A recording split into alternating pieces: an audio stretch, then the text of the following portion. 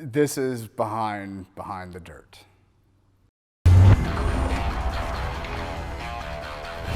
My kid that I was training at the time, his name was Jimmy Airy, and he actually is in media now too. And if you check out his podcast, it's awesome. But he's super creative, and I remember watching all this footage on Flow. I remember Joe and Bader going to Russian nationals, and they came back with this incredible footage. Some of the most, we talked about Funk just a little while ago. Some of the most creative wrestling I've ever seen in my entire life.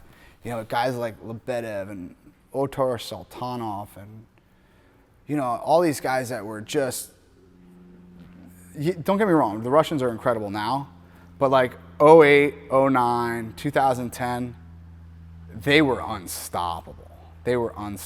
So I would always break that footage down for my athletes. And at the time, FloWrestling was a lot like YouTube, but just kind of more just for wrestling. So one of my athletes, Jimmy Airy, kind of goes, look, man, you do such a cool job of breaking that down in an entertaining way for us. Why don't you get some video of you doing it, and maybe that'll do well.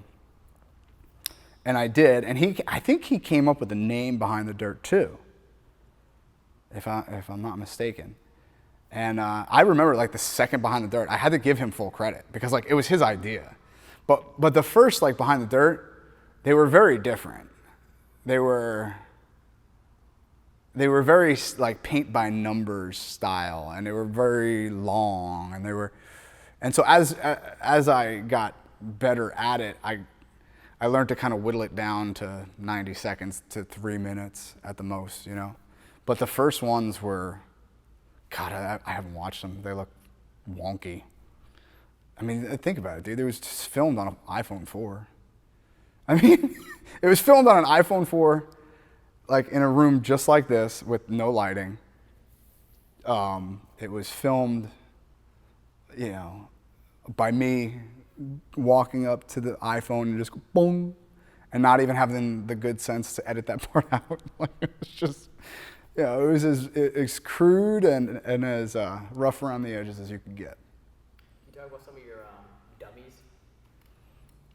Oh, you mean people I've done? There have been a bunch. People got that lucky roll? Well, Justin Hale's the best. Justin Hale, the guy that I do it with now, I guess you'd say. I really haven't done too many of them lately. I've been, doing a lot of those breakdowns like you were talking about.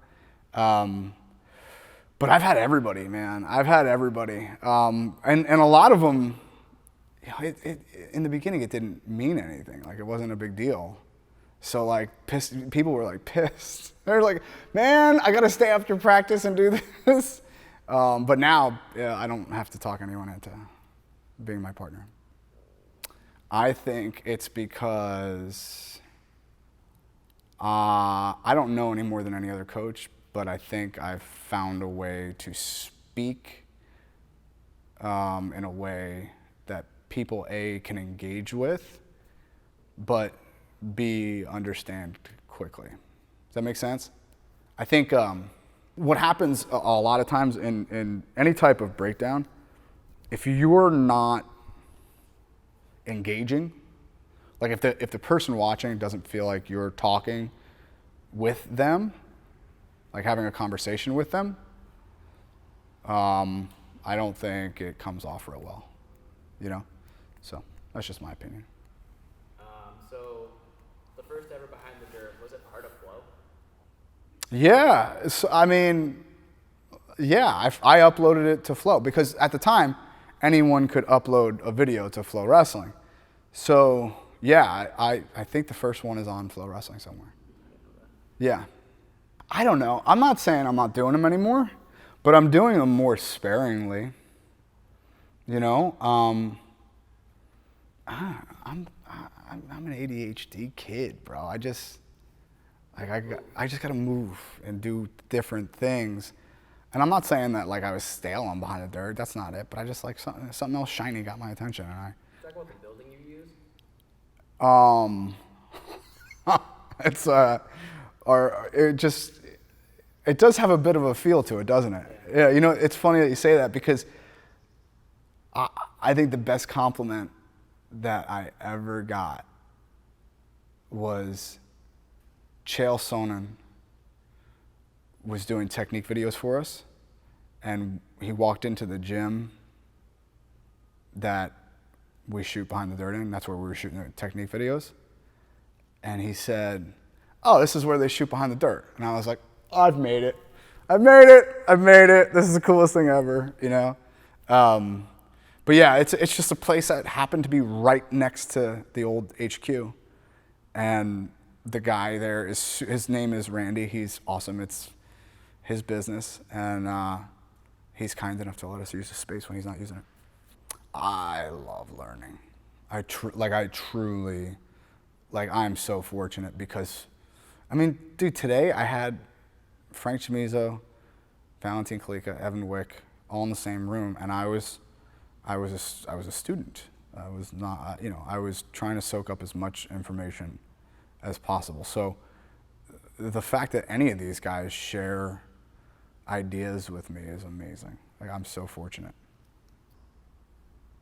Yeah, I think wrestling, and you know, it's funny because it's corroborated by different people now. I always kind of had this feeling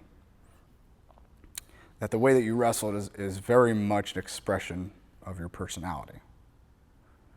It's corroborated, and not just by, like, so you talk about a guy, and I hate to keep on bringing up Chamizo, but he's just kind of on my brain because he was here an hour ago. Like a lot of the Latin American culture is, they express themselves through physical activity, right? Like, you'll hear Brazilian soccer players say that it's an expression of their personality. You'll hear the Cubans, they dance, and it's an expression of their culture. Well, I always felt that wrestling was an expression of a person's personality, and the way that they wrestled was kind of the way that they are. And now you're hearing guys like Chamizo and like Valentin. It's not just the Latin American, it's not just Latin American culture.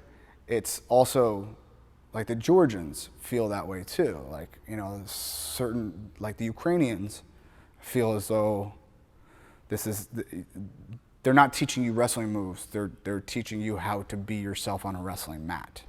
Does that make sense? Yep. Okay. Oh, I think,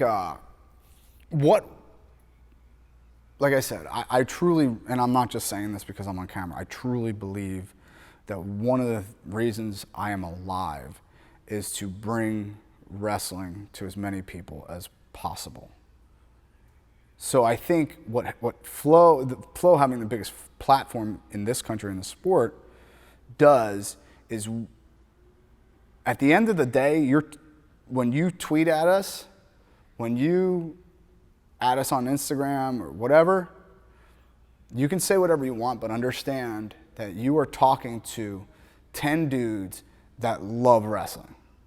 They love every aspect of wrestling. And because we love wrestling so much, we see the biggest, the pinnacle of our sport is international wrestling. And it's like just skill set, excitement level, freestyle wrestling is at an all-time high. And the athletes involved from all over the world are some of the greatest athletes that walk this planet. And I'm not taking anything away from college wrestling, because don't get me wrong, some of these guys are incredible. But I think what we've done is shine a light on some of the great, like I remember when Vladimir I forget his name, Kinkikashvili hit a duck under against Rahimi in the last few seconds in Las Vegas. And I tried to show that to as many people as I could, because I was like, dude, this is great wrestling. I know you love your NCAA wrestling. I know everybody, that's great. This is incredible. You know how that happened? You know how that started? I'm a terrible editor. That's how that started. At the time, we were recording audio on one piece of equipment, recording video on the camera, obviously, and I would like, so when you sync audio, you're supposed to clap for the. I never clapped. I forgot. I always forget. So at the end, he would say, "Well, okay, you can line up the spikes at the end of the file. Just give me a big, loud, barking noise." So I just said, "Got it." And that was how that started. And now I gotta like do it on command at youth tournaments and stuff. It's ridiculous. Good.